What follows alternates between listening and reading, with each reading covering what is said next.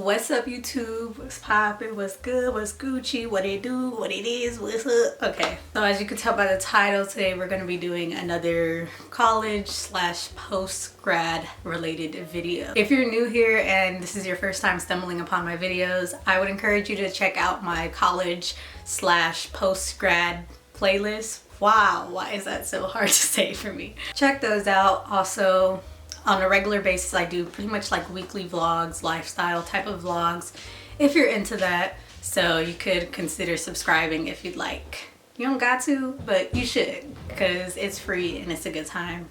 Why not? I'm just going to be talking about a few things that I learned that you should probably consider doing if you have just graduated or if you're going to be graduating soon. First of all, congrats! Congrats, girl! You did that! You did that! I know it was probably a struggle, especially if you graduated recently through Zoom University. We all know like how difficult it must have been, but first of all, just acknowledge that that was a big thing that you did, that you accomplished.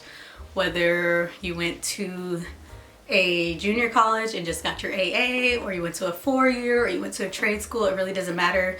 What matters is that you finished, you completed something, and even if you don't even use your degree towards like a field that was related to your degree and go after a career in that field, it's just good to have under your belt. Just a good accomplishment. I'm sure you learned a lot from it. I went to SFSU, which is a California state school, and it might be different from your experience, and you might have taken different routes and made different decisions based off of your financial situation. If it pertains to you, then it pertains to you. If not, take this with a grain of salt. So number one, if you are in a good position to, if your finances allow or you're able to get some assistance or whatever the case may be, I would highly encourage you to take a gap year. Now you might be thinking, isn't a gap year for people that are going into school, going into college, that want to take a year off before they go into it? Yes, but a gap year could also be you after graduating, taking a gap year to yourself before you go on to work and picking out, you know, your career, your 9 to 5. The reason why I would suggest taking a gap year after college is because you've just been in school for like pretty much your whole life. You've been on that grind mode, that go mode, that, you know, always going to attain a certain goal, always having something to work toward. And now you've made it kind of to the finish line in a way, unless you're going to like grad school or something like that. Now you're at a place where that goal is obtained and you've completed something, and sometimes you could run into like burnout, and you can get to this place after you've graduated of feeling like, okay, what now? Like, I don't even feel fulfilled. I'm so like tired and drained from that whole experience that now I don't even know if this career choice is what I want to do. I don't even know if I want to go into the corporate world. I think just kind of taking a second to breathe and like regroup, maybe travel a little bit if you can. Maybe this doesn't even have to be a whole year. It could just be like taking a gap month or a gap few months to kind of settle yourself, regroup, and kind of see what's out there, what your choices are. Maybe you don't want to go straight into your corporate work, or maybe you find other passions that you're like, maybe I kind of want to pursue this now. So it just gives you a second to check in with yourself and kind of see what your next move is without having to rush straight into it, because we're just constantly just going and doing what society kind of tells us to do in those steps. You never really get a chance to sit back and reflect and think, what do you really want to do? So I think a gap year would be very beneficial. Now, the next one, number 2, is very simple, but something that often gets overlooked and gets forgotten on, because you're like, after you graduated, you're like, peace out, bye. Don't want to have to think about this school. Don't want to have to deal with it. I'm never stepping foot back on there, on that campus. But if you can, send thank you emails or thank you notes to your favorite professors, your favorite teachers, maybe some mentors or some, I don't know, whatever that may be for you. I think not only would they really appreciate that, but you know, you never know where you're gonna be next in life, and just you keeping that relationship and standing out to them and just giving them thanks for what they've done for you thus far. I think that might go a long way down the line if you ever need like another letter of recommendation or something for a future employer, or you know, just things like that. You never really know. Give them just a quick thank you email for their time. Thank you for the year. Thank you for all that I've learned this semester. I really am gonna miss your class.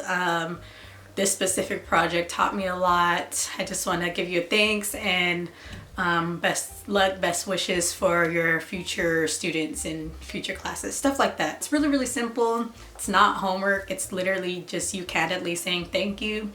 And like I said, I think that would be very appreciated from them on their part as well. Now, number 3 is something you don't want to do. Really, really, really, if you can avoid it, do not make any big purchases or add on any more subscriptions or monthly bills, with the exception of like maybe you have to start paying rent or something, or you have to start paying off your student loans if you don't have that 6-month deferment period or whatever the case may be. Just try not to add on any extra bills that are not necessary, like any other random subscriptions, or make any like big purchases if you really could hold off on it if you really don't need it. So I wouldn't suggest like purchasing a new car at this point and having to pay monthly payments on that. Obviously, if this is a goal that you've been working up to, or you know, something that you've already been investing in prior, then obviously, you know, go do that. But I just wouldn't suggest like making any big purchases after this, especially if you have student loans, because you will quickly learn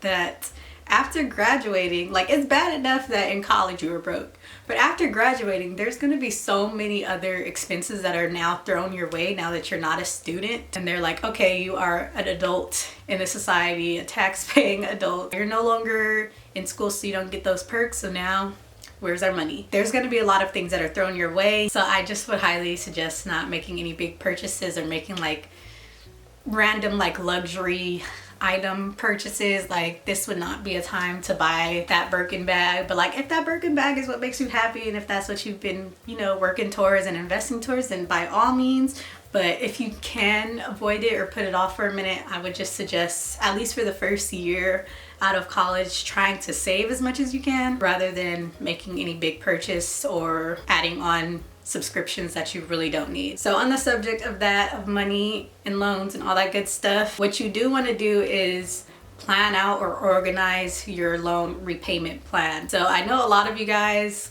like me, while you were in school, you really didn't give any second thought to loans or loan payment. You kind of just got your financial aid, or you got your loans and you got the money put in, but you really didn't think about how you're going to pay it off after. A lot of you may not have even gone online to your loan account and like created your account and really sat and looked at the balance and looked at the breakdown of everything. This would be a perfect time to do that now that you're out of school.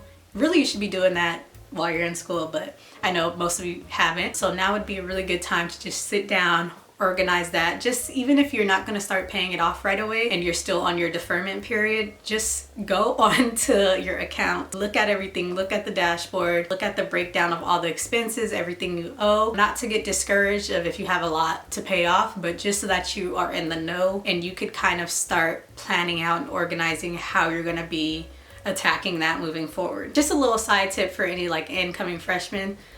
Subsidized loans are always a little bit better because they give you that deferment period. Unsubsidized, you kind of want to try to avoid because the interest starts right away, whereas subsidized, the interest doesn't start until some months after you've graduated. Do your own research. This is not the video for that, but just a little side note to throw out there in case, you know, you're on that part of your journey right now. Lastly, if you're moving back home after school, first of all, not a bad thing. I know you may be like, oh, I really don't want to go back. Or you might be excited, like, okay, I hated those years in college. I'm so ready to go back, or I'm so ready to move out somewhere else. But yeah, if you're going back home or moving out into another place, you've got a new place or something like that, I would suggest you do like a deep declutter, a good spring cleaning, I guess you could say, inventory of all your items, your clothes, furniture, things that you could either sell or give away. I think now would be a really good time to kind of start fresh, A lot of times when you're in college, you could start like accruing stuff that you really don't need, or even once you get back home, you'll go back into your, you know, your childhood bedroom and realize, okay, this needs a whole revamp. I don't need half of this stuff. Like I wasn't using this stuff for the 4 years that I was away, and I really don't plan on doing anything with it now. Donate it, sell it and get some extra money off of it, you know, whatever that may be. Pass it down to a younger sibling or somebody that's going to be going to college. A lot of your like little like dorm knickknacks and stuff like that would be really, really useful for somebody else that's going into college, but you may not really need it anymore, like shower caddies if you're back home, you know, just little things like that. So get into your Marie Kondo mode. Is that her name? I don't know, but just get into that mode, start tidying up, start decluttering. Yeah, just kind of get an idea of what you should give away and what you could keep if that's stuff is going to be useful towards you. All right, so those are just a few of my tips that I've learned that I think that you should consider doing or checking out now that you have just recently graduated, or if you're going to be graduating pretty soon. Hope you guys enjoyed. I hope it was useful for you. If you have any questions, you could just leave them in the comments, or you could DM me. I always put my socials and stuff in the description. Give this video a like if it was helpful, and I will see you in the next video. All right, peace.